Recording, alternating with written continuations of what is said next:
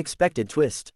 In the cozy corner of a bustling cafe named Brewhaven, Emily sat nervously at a small round table, her fingers tracing the rim of her untouched latte. It was her first blind date in years, set up by her well-meaning best friend who swore this guy, Alex, was perfect.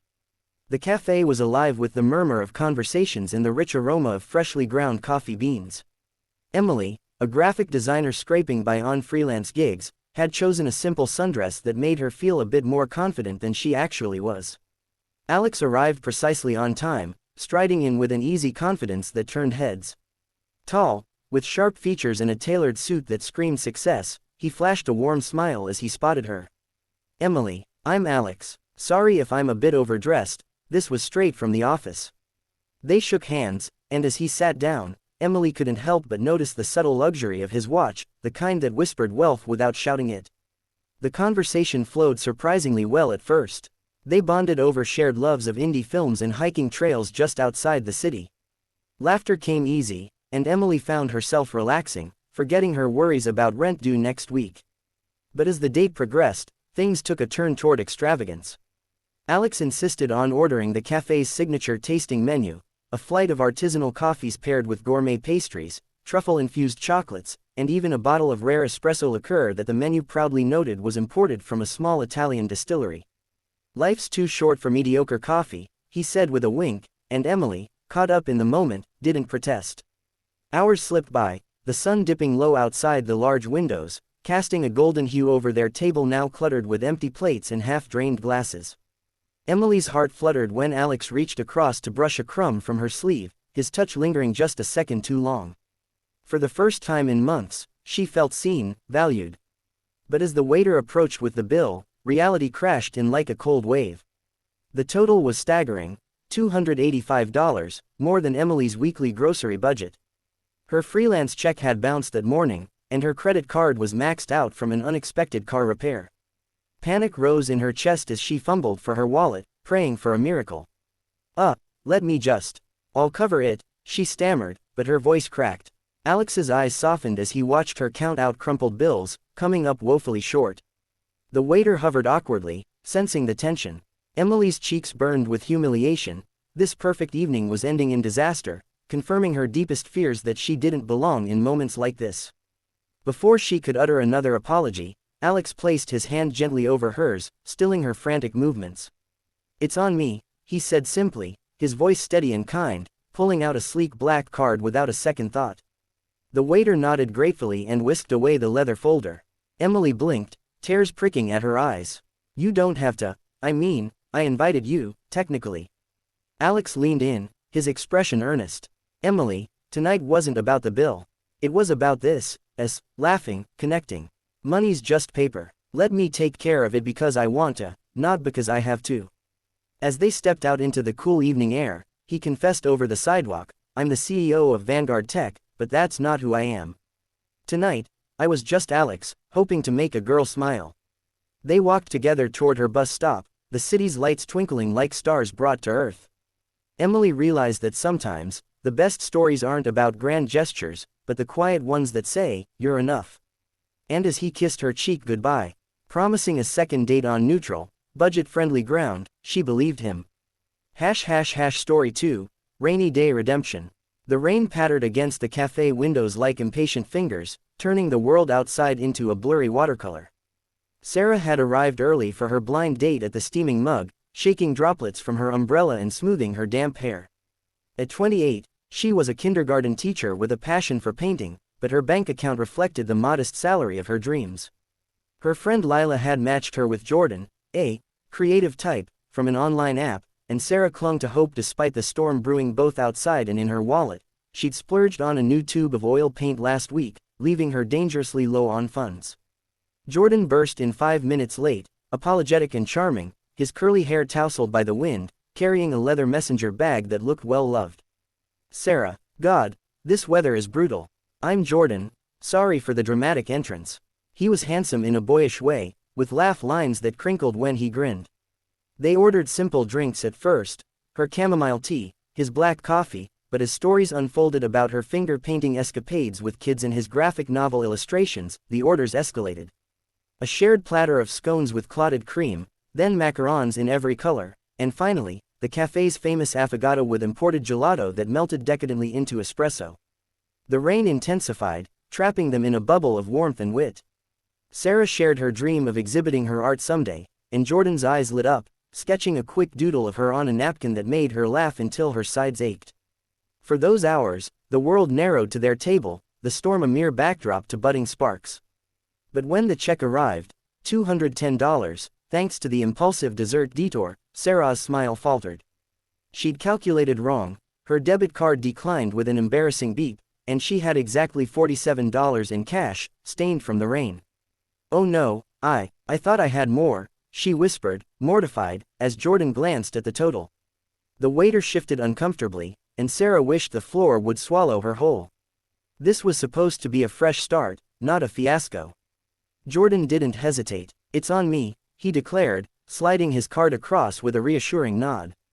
"Consider it payment for the best sketch inspiration I've had in months." Relief washed over her, mingled with gratitude that made her throat tight. As they dashed into the downpour together, umbrellas forgotten, he admitted, "I'm actually the founder of Pixel Forge Studios, a little animation company that's done okay. But tonight, just a guy who hates seeing a great artist stressed over gelato." Under the awning of a nearby bookstore, rain dripping from their lashes, Sarah turned to him. "You didn't have to," he shrugged, pulling her into a hug that smelled of coffee and rain. "I wanted to. And next time, we paint instead of eat, no bills involved." As lightning cracked the sky, Sarah felt the storm inside her clear, replaced by the promise of colors yet to blend. Story 3, The Bookish Encounter. Pages turned softly in the air-conditioned hush of the literary brew, a cafe tucked between towering bookshelves where every table held a forgotten novel. Mia, a librarian with ink-stained fingers and a collection of vintage brooches, adjusted her glasses as she waited for her blind date. Set up by her book club, the mystery man was named Liam, described as witty and worldly. Mia's life was a quiet rhythm of due dates and dusty tomes, her paycheck vanishing into student loans, but she allowed herself this evening's whimsy. Liam entered like a character from one of her Regency romances, tall, with wire-rimmed glasses and a cashmere sweater that hugged his frame just right. "Mia, I'm Liam. Forgive me if I smell like old paper, I run a publishing house." They dove into discussion immediately, debating Austen versus Bronte over steaming mochas, then escalating to the cafe's literary-themed indulgences, a charcuterie board with cheeses named after poets, leather-bound journals as coasters, and a pot of loose-leaf Darjeeling that cost more per ounce than Mia's rent. Time dissolved amid quotes and quips, their knees brushing under the table as Mia recited sonnets from memory, earning Liam's rapt attention. She felt alive, her usual reserve melting away. Yet, when the ornate bill folder landed, $320, inflated by the rare tea and artisanal pairings, Mia's joy curdled. Her wallet yielded a paltry $120, her emergency fund depleted by a surprise dental bill. This is more than I planned," she admitted, voice small, as the server waited. Liam's hand covered the folder instantly. "It's on me," he said, his tone as steady as a well-bound spine. "A story like ours deserves no epilogue in awkwardness." The card swiped smoothly, and Mia exhaled, the weight lifting. Outside, under street lamps glowing like reading lights, he revealed, tech CEO by day, well, publishing tech, merging AI with classics. "But you're the real plot twist here." They wandered to a nearby bench, sharing passages from pocket editions until the cafe's lights dimmed. "Thank you," Mia murmured, leaning into his shoulder. "Stories end well when the right hero steps in." Liam smiled, turning a page together, their fingers intertwining like footnotes in fate. Story 4, Melody in the Mix. The hum of live jazz drifted through the rhythm roaster, a cafe where exposed brick walls amplified every saxophone note. Nora, a barista moonlighting as a singer-songwriter, fiddled with her guitar-pick necklace, awaiting her blind date. Her coworker had vouched for Ethan, a music buff with a good vibe, and Nora, ever the optimist despite her tip-jar economy, hoped for harmony. Ethan sauntered in mid-solo, clapping along before spotting her. Broad-shouldered with a vinyl record tattoo peeking from his sleeve, he was effortlessly cool. Nora, Ethan here, caught the tail end of that set, killer stuff. They synced instantly, trading tales of open mics and album dives over cappuccinos that frothed like applause. Enthusiasm built, a sampler of global coffee roasts, live baked empanadas synced to the beat, and a bottle of melodic red wine that paired with the band's improvisations. The music wove them closer, Nora humming choruses while Ethan drummed fingers on the table, their laughter harmonizing with the bass line. But the finale arrived with the tab, $265, a crescendo of indulgences. Nora's pockets echoed empty, gigs had been slow, and her last royalty check was a whisper. "Shoot, I can't cover this," she confessed, cheeks flushing hotter than the espresso machine. Without missing a beat, Ethan flagged the waiter. "It's on me, consider it my opening act." His card gleamed under the stage lights, and Nora's tension dissolved like a resolved chord. As the band rapped, he leaned in. "I'm the head of Soundwave Entertainment, scouting talent like yours. But tonight, I'm just a fan." They slipped out to the alley stage, where street musicians played on. Nora sang a snippet of her latest tune, Ethan's eyes locked on hers. "Encore?" he asked, pulling her into a slow dance amid the echoes. In that moment, the bill was forgotten, replaced by the sweetest refrain, "Connection, unpriced." Story 5, Floral Whispers. Petals scented the air at Bloom and Brew, a cafe greenhouse where vines climbed trellises and orchids bloomed eternally. Lila, a florist with dirt under her nails and dreams in her eyes, arranged a napkin bouquet while waiting for her blind date. Her sister swore by Marcus, a green thumb with depth, and Lila, whose shop barely broke even after a harsh winter, bloomed with cautious hope. Marcus arrived with a single wildflower, pinning it to her hair with a grin. Ruggedly handsome, with soil-flecked boots despite his crisp shirt, he owned the room. "Lila, Marcus, your sister's right, you're radiant." They bloomed over herbal infusions, then flourished with the menu's bounty: exotic fruit tarts, rose-infused macarons, and a tiered tea service with silver strainers that clinked like wind chimes. Their talk rooted deep, sharing propagation secrets and petal philosophies, until the hothouse air felt charged. The bill, however, wilted her: $290, thorns of excess snagging her threadbare budget. A late supplier invoice had left her parched. "I don't have enough," she admitted, voice thorny with shame. Marcus pruned the moment gently. "It's on me, flowers don't ask for payment to grow." His card rooted the transaction, and Lila's relief flowered anew. Strolling the cafe's arbor path, he bloomed his truth: CEO of Verdant Innovations, Sustainable Agrotech. "But you're the real growth here." Under a canopy of jasmine, they exchanged cuttings from potted herbs, fingers brushing like leaves in breeze. "Thank you for the sunlight," Lila whispered. Marcus tucked another bloom behind her ear, their story just beginning to unfurl. Story 6, Vintage Vibes. Vinyl crackled faintly at Retro Roast, a cafe evoking 1950s diners with checkered floors and neon signs. Harper, a vintage shop curator with a wardrobe of thrifted treasures, polished her cat-eye glasses, anticipating her blind date. Pushed by her aunt, the fellow was Theo, sharp as a straight razor.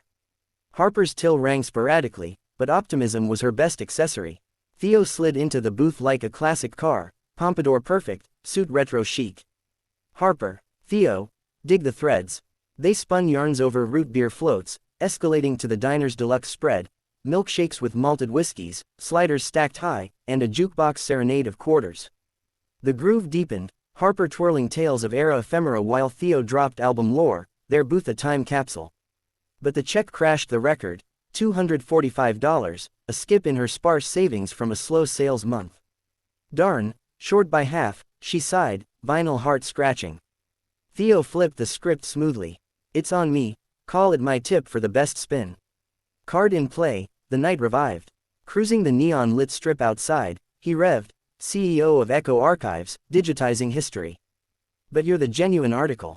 They paused at a payphone relic, sharing a slow dance to distant tunes. "You saved the set," Harper murmured. Theo winked, their vintage tale rewinding to replay. Story 7, Coastal Currents.